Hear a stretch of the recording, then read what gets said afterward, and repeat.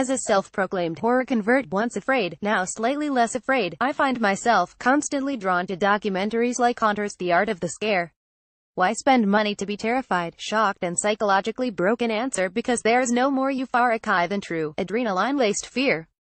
Coming face-to-face with the Reaper and surviving a walk through obstacle courses of graveyard designs. Filmmaker John Schnitzer dives into this world of haunts to explore why artists devote their lives to Halloween, how fear has evolved, and, most importantly, the extremes that now pervert a once-safe formula. Schnitzer's intention with Haunters, The Art of the Scare is to span the countless types of October houses being erected each season. There's newlywed Donald Jelson and his nightmare on Loganberry, violator Russ McCamey in McCamey Manor, thematic to extremist scare actor Charmaire, the list rattles on. Everyone has their idea of what a good scare is, from near-death experiences to family-friendly mazes, but in every conversation, change is acknowledged.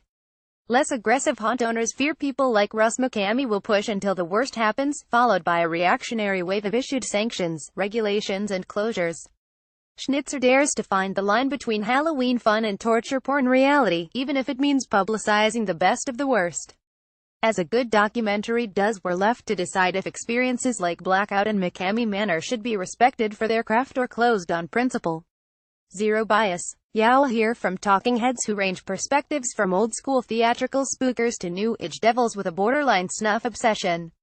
Stalwarts and legends of the industry offer their take on what it means to scare paying customers, some with a more Disney rule set, others who'd risk your life for the right footage.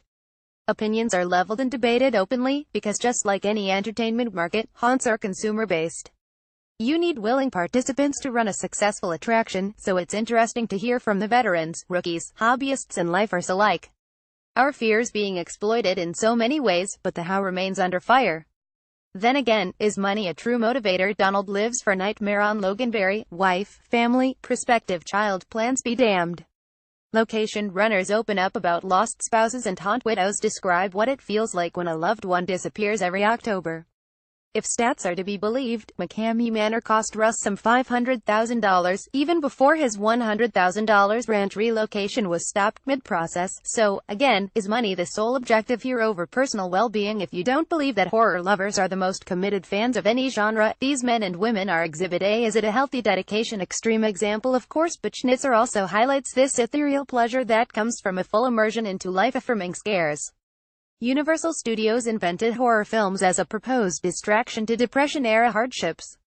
Is that same escapism still not healthy, if not necessary? Today, of course, we'll always have the crazies, and Schnitzer chooses to lean on McCamey Manor the hardest. Much like audiences, the camera seems bored by haunted houses of the past. Russ becomes a focal point for his abusive, shock nightmare, no safe word torture chamber at McCamey. Patrons are vetted beforehand for existing conditions, forced to sign a waiver, but even at that, when you enter McCamey Manor, you're Russ' prisoner. He follows you with his video recorder, capturing your face no farther than 2 inches away while he tells you there's no being let out. Even Blackout stops when you say the magic word, but Russ keeps going. That's his best content. Survivors being force-fed foreign objects, insects crawling inside their mouths, and then, upon vomiting, being fed their bile right back. Workers needing to pause when subjects go non-responsive or mentally break down.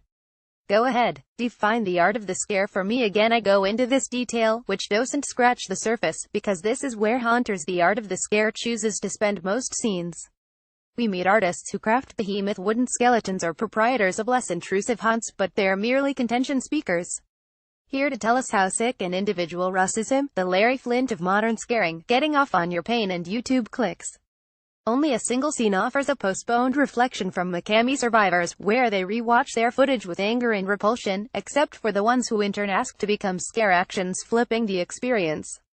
Haunters, The Art of the Scare exposes enough about those who dare manipulate human terror to drag the waters of Halloween havoc and pull up its worst of the worst offenders, worst being subjective. Try watching the McCamey Manor shots without having your own panic attack. John Schnitzer poses the question of what comes next with inquisitive eyes and a slight nervousness, even if the lighter side of Halloween haunts are shortchanged. Interesting enough, like deciphering the scribbling of a mad scientist, and hats off to the survivors. All stronger souls than they'll ever be.